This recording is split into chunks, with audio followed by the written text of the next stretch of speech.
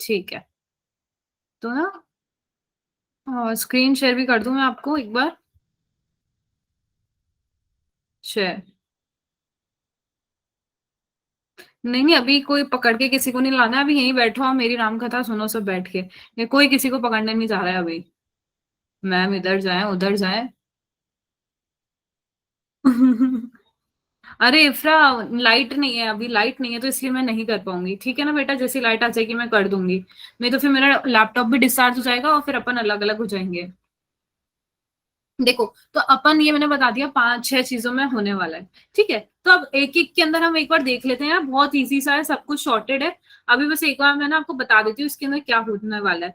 First है isolation of genetic material. Genetic material क्या है? डीएनए, ये हम पढ़ चुके हैं। यार अब आपको डीएनए ऐसे रास्ते में पड़ा तो मिल नहीं जाएगा कि आपको रास्ते में पड़ा हुआ मिला है, उठा लिया और इसको जाके वेक्टर डीएनए से जोड़ दिया। अरे डीएनए को पहले वो अलग अलग चीजों के साथ पड़ा रहेगा, प्रोटीन भी होगा, आरएनए भी होगा, डीएनए भी होगा, कोई भी मॉलिक्यूल है उसके अंदर ये सारी चीजें होती है। पर अपन को एक पर्टिकुलर डीएनए चाहिए, आरएनए और प्रोटीन नहीं चाहिए। तो अपन क्या करते हैं, ये जो डीएनए और ये सब है ना, इनको हम अलग अलग एंजाइम है ना और इनके साथ ट्रीट करते हैं। अब जैसे ना ले लिया कि कौन कौन से एंजाइम लेंगे।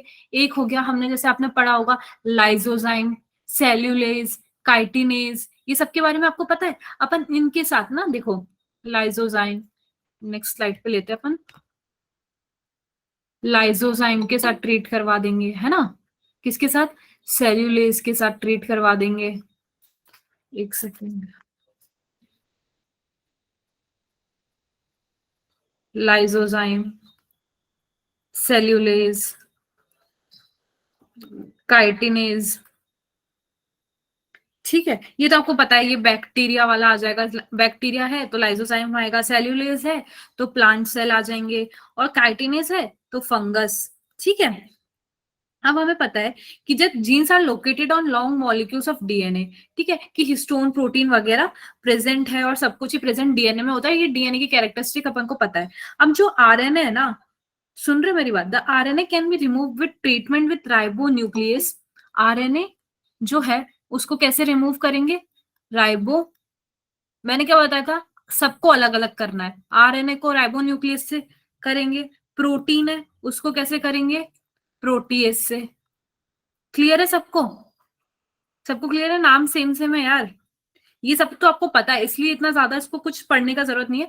कि मेन है आपको डीएनए को एक्सट्रैक्ट कर लिया है। ठीक है, अब जो अदर मॉलिक्यूल्स हैं, सिर्फ आरएनए और प्रोटीन ही नहीं है, और भी कुछ है जिनका अस्तित्व नहीं है, जिनके बारे में हम पढ़ते नहीं है, वो बहुत छोटे लोग हैं, हम तो सिर्फ अभी बड़े लोगों के बारे में पढ़ रहे हैं। तो बेचारे छोटे लोग हैं, उनके लिए भी कुछ कुछ अलग अलग मेथड होते हैं, और उधर से क्या किया जाता है, डीएनए को बाहर निकाला जाता है, फिर उसको प्रेसिपिटेट किया जाता है। और देखो, डीएनए अपन को मिल चुका है, इसको निकाला बाहर, बाहर निकालने के बाद इसको किया है प्रेसिपिटेट। प्रेसिपिटेट कैसे करेंगे? कैसे करेंगे precipitate? After addition of chilled ethanol. ठीक है, चिल्ड एथेनॉल लाके डाल दिया गया है, जिसकी वजह से ये प्रेसिपिटेट हो जाएगा। और ये फिर कैसा दिखेगा? Seen as collection of fine threads. Fine thread, छोटे छोटे थ्रेड जैसा दिखेगा, और ये नीचे इकट्ठा हो जाएगा, जैसे ये कुछ है तो ये ऐसे ना इकट्ठा हो जाएगा। और इस प्रोसेस को क्या बोलते हैं? बताओ, इस प्रोसेस को क्या बोलते हैं? बताओ बताओ बताओ। Right Anjali, good good. तो भाई हमने बस ये किया है, डीएनए को हमने स्पूलिंग के थ्रू एक्सट्रैक्ट कर लिया है। ठीक है, अब अब हमारा जो सेकंड था वो था cutting of DNA at specific location. मैंने बोला क्या, कि आप कैंची लेके नहीं पहुंच जाओगे डीएनए के पास, ले डीएनए हम तेरे को कहीं से भी काट देंगे। डीएनए क्या एटीट्यूड वाला इंसान है। डीएनए बोलता मैं हर जगह से नहीं कटवाऊंगा अपना, मैं एक पर्टिकुलर लोकेशन से कटवाऊंगा। ठीक है, तो भैया आपको पर्टिकुलर लोकेशन, जैसे हमने बोला था कि रिस्ट्रिक्शन एंजाइम्स जो होंगे वो जाके काटते हैं एक पर्टिकुलर लोकेशन पे। ठीक है, याद आया आपको, मैंने कुछ कुछ ऐसा बताया था। और फिर ऐसा नहीं, हर वक्त ही पर्टिकुलर कंडीशन भी चाहिए, पर्टिकुलर स्पेसिफिक एंजाइम भी चाहिए, तभी आप डीएनए को काट सकते हो। काटने के बाद मैंने आपको बताया था, एगेरोस जेल इलेक्ट्रोफोरेसिस करते हैं, वो डीएनए के छोटे छोटे फ्रेगमेंट्स जो ऐसे होते हैं, अपन उनको ऐसे लगाते हैं तो डीएनए नेगेटिवली चार्ज है तो वो एनोड की तरफ मूव करता है, क्योंकि anode positive charge anode positive होता है, तो फिर अपने ऐसे डीएनए फ्रेगमेंट है ना, इलेक्ट्रोफोरेसिस में सेपरेट हो चुकी है। ठीक है, याद आया आपको ऐसा कुछ?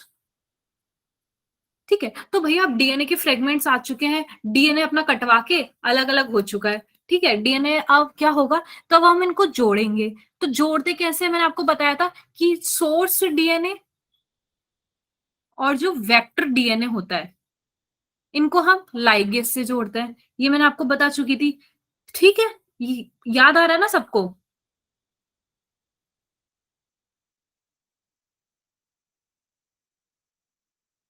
हाँ, राइट राइट राइट राइट। तो वही चल रहा है यार, ये सब देखो। देखो मैं कुछ आज नया नहीं बता रही हूँ, ये सब वही है। तो देखो, पहले आइसोलेट किया, फिर कटिंग ऑफ डीएनए कर दी, अब तीसरा है एम्पलीफिकेशन। ये आपके लिए कुछ नया है कि अब डीएनए कटवा कुटवू के अपना आ चुका है, इसके बाद जिंदगी में कुछ नहीं बचा, ये अब है हर्ट।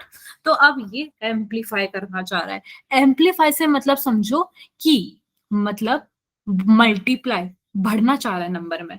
ठीक है, तो अब ये बात है, amplification of gene of interest. ऐसा नहीं कोई सा भी अपन ने डीएनए लाया और उसको एम्पलीफाई कर दिया।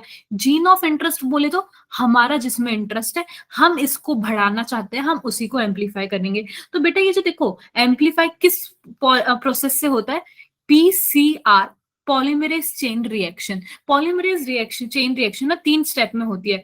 First denaturation, second annealing, third extension. Ma'am ये क्या है? डीनेचुरेशन के नाम से आपको देखो सामने ही बना हुआ है, इसका मतलब होता है कि आप हीट करने वाले हो, जिस, ठीक है। फिर उसके बाद अनीलिंग, जिसके अंदर ये जो दिख रहा है ना, ये पार्ट, ये है प्राइमर, ये है प्राइमर।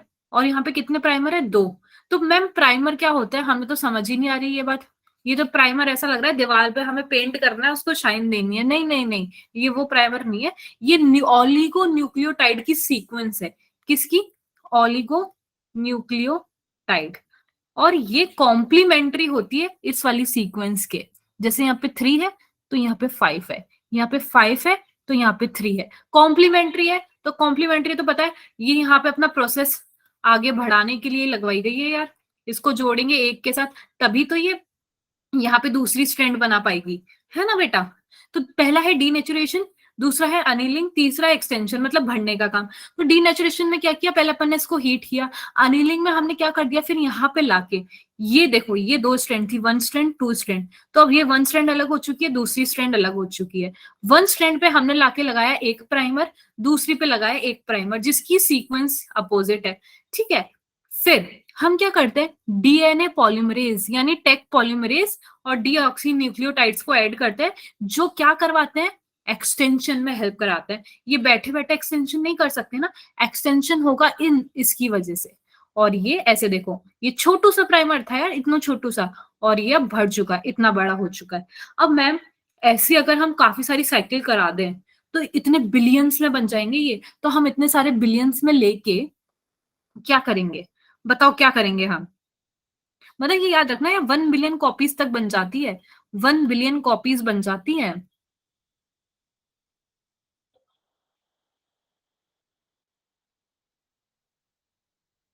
यार हमें इसलिए इतनी सारी 1 बिलियन कॉपीज चाहिए, क्योंकि हमें क्या करना था, लार्ज नंबर में कुछ चाहिए था। और लार्ज नंबर में चाहिए प्रोटीन को एक्सप्रेस करने के लिए खुद को। और आप ये भी क्वेश्चन पूछ सकते हैं कि मैम ये वाला टेक पॉलीमरेज ही एंजाइम क्यों लिया गया? एक इंपॉर्टेंट क्वेश्चन ये भी बनता है कि टेक पॉलीमरेज की जगह कोई और भी एंजाइम लिया जा सकता था, बट टेक पॉलीमरेज यहाँ पे इसलिए लिया गया क्योंकि थर्मोस्टेबल है, यानी ये हीट में भी ना बच जाता है। बाकी अभी मैंने पता पढ़ा, क्या कहते हैं, इफरा को या अंजलि को लाके या समीर को ले जाके मैंने डाल दिया हीट में, ये तो पागल हो जाएंगे। आप तो गर्मी, दिल्ली की गर्मी बर्दाश्त नहीं कर पा रहे, ये इतना टेम्परेचर 50-50, इससे भी इतना नहीं कर पा रहे, इसका क्या टेम्परेचर बर्दाश्त करेंगे ये लोग? इसीलिए टेक पॉलीमरेज कर जाता है बर्दाश्त, इसीलिए यहाँ पे इफरा, साक्षी, समीर, इन जैसे लोगों को यूज में नहीं लिया जाता। नहीं तो ना अनिलिंग में ना इनको यूज कर लेते हैं। ठीक है, क्लियर है सबको?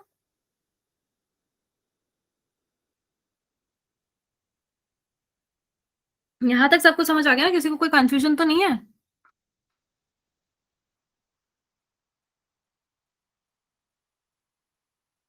हाँ, इफ्रा, मम्मी बनती बेकार हमेशा, हाँ। ठीक है, तो अब एम्पलीफाई भी हो गया है, तो अब क्या करते हैं, insertion of recombinant DNA into host. अरे यार, आपने डीएनए बना लिया, सब कुछ करा लिया, अब उसको बेचारे को होस्ट में तो डाल दो। एक सेकेंड रुको, हाँ, ये रहा बेचारा होस्ट। अब इसको होस्ट में डाल दो यार, ये तो कब से वेट कर रहा है बेचारा बैक्टीरिया की यार आके मेरे अंदर डाले, फिर अब मतलब मल्टीप्लाई करें, क्लोन करें। पर होस्ट को अब टाइम आ गया है कि हमने जो रिकॉम्बिनेंट डीएनए बनाया है उसको इसके अंदर डाला जाए। ठीक है, तो यार अब डाल रहे हैं, तो देखो हमने ना जो भी सोर्स डीएनए और वेक्टर डीएनए बनाए थे वो इसी बेसिस पे बनाए थे। आपको याद है ना, अपन ने लास्ट क्लास में पढ़ा था एम्फिसिलिन रेजिस्टेंस प्रॉपर्टी, ओ सॉरी, एंटीबायोटिक रेजिस्टेंस प्रॉपर्टी, जिसमें हमने टेट्रासाइक्लिन, एम्फिसिलिन इनके बारे में पढ़ा था।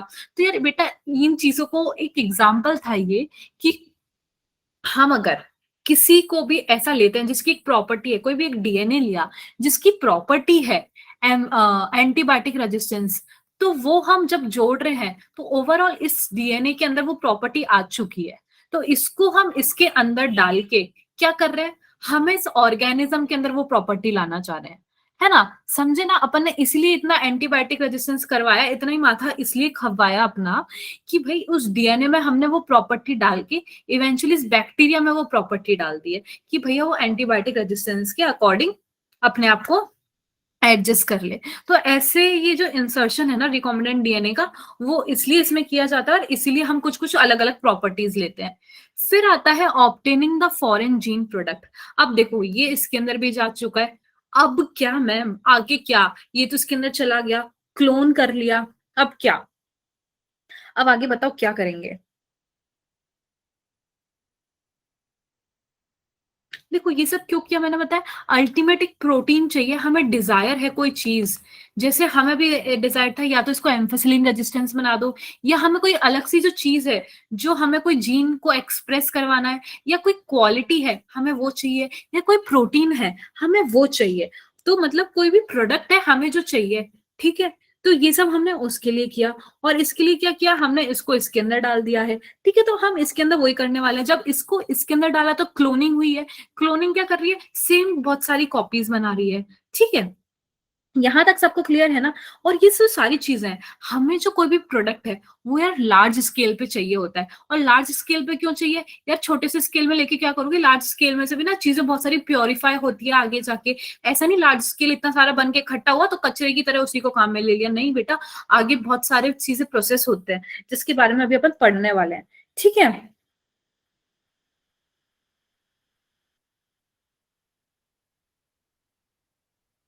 तो अब ये जो प्रोसेस है, मतलब मैंने को यह बताया obtaining of foreign gene product, ये अपन को चाहिए होता है लार्ज अमाउंट में, बहुत ज्यादा क्वांटिटी में। ठीक है, तो ये अगर ये लार्ज क्वांटिटी में चाहिए तो क्या आप क्या करोगे, बैठ के मिक्सी चलाओगे कि नहीं मैम मिक्सी चला लेते हैं, या फिर ना इसको खेत में जाके उगा देते हैं, तो भाई जीन मिल गया तो इसको जाके खेत में उगा दिया, ऐसे नहीं होता है। अपन को इसको बहुत सारे उसके अंदर चाहिए, तो अपन कैसे करेंगे, अपन करेंगे, इनको डालते हैं बायो रिएक्टर्स में। किस में डालते हैं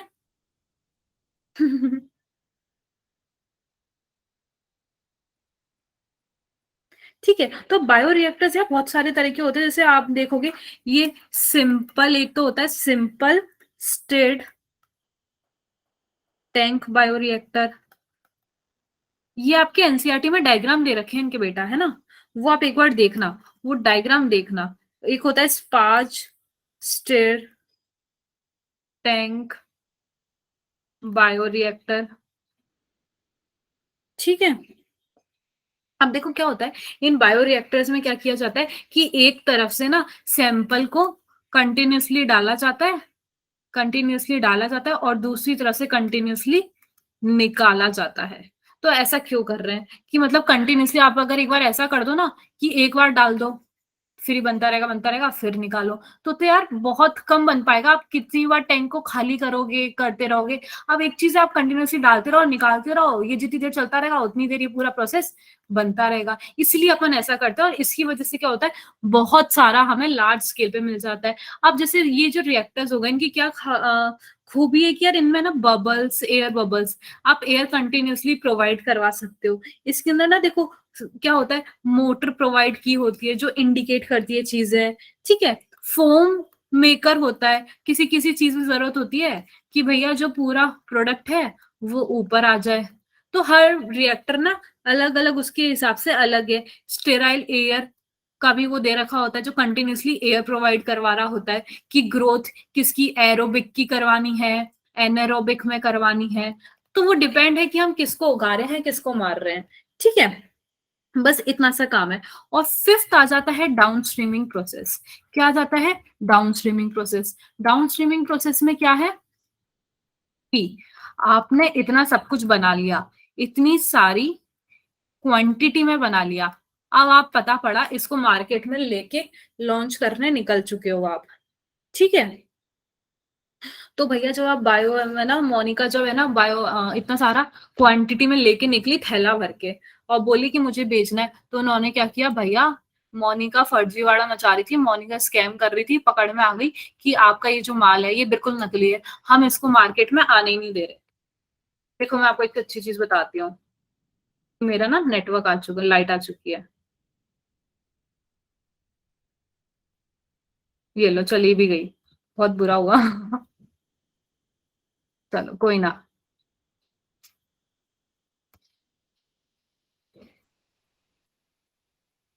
है ना। तो अब क्या होता है कि मोनिका निकली कि यार ये तो नकली है, तो नहीं ये सब मोनिका के साथ ऐसा ना हो, तो पहले ही क्या किया जाएगा, ये जो मटेरियल है इसका क्या किया जाएगा, क्वालिटी चेक किया जाएगा कि असली है या नकली है, इसको खाने से कोई मर मरा तो नहीं जाएगा। पता पड़ा मोनिका जो सामान बेचने निकली है उसको खाया अंजलि ने, अंजलि तो ढेर हो गई, तो अंजलि ढेर ना हो उसकी वजह से पहले काम मोनिका क्या करवाएगी, उसका क्वालिटी चेक करवाएगी। तो बहुत सारे प्रोसेस होते हैं कि है ना, जो अपने है ना बहुत हायर लेवल पे होते हैं, तो वो सारा किया जाता है ना, जिससे आगे जाके किसी को कोई दिक्कत ना हो। प्योरीफाई किया जाएगा कि पता पड़ा जो मोनिका जो सामान लेके जा रही है उसके अंदर पता पड़ा है ना मोनिका ने है ना बहुत गंदगी मिला रखी है, पता पड़ा मोनिका ने ये सारा प्रोसेस ना जमीन पे ही कर लिया और आपको लाके बेच दिया, तो ऐसा ना हो उसके लिए प्योरीफाई भी किया जाएगा। फिर सेपरेशन भी आपको मैंने बताया कि वो थोड़ा ऐसे मोनिका ने पता पड़ा जमीन पे करवाया तो मिट्टी भी मोनिका उसमें मिला के लेकर आ रही है, तो चीजें सेपरेट की जाएगी, प्योरीफाई की जाएगी, टेस्ट की जाएगी, है ना। तो ये सारी चीजें होने वाली है। यहां तक सबको क्लियर है? किसी को कोई भी कंफ्यूजन है? हाँ राइट इफ्रा।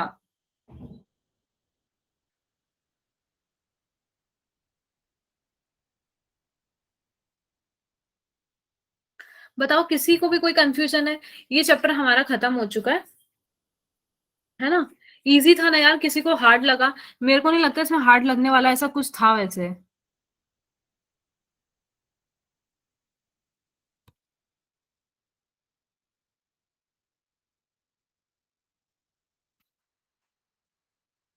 है ना।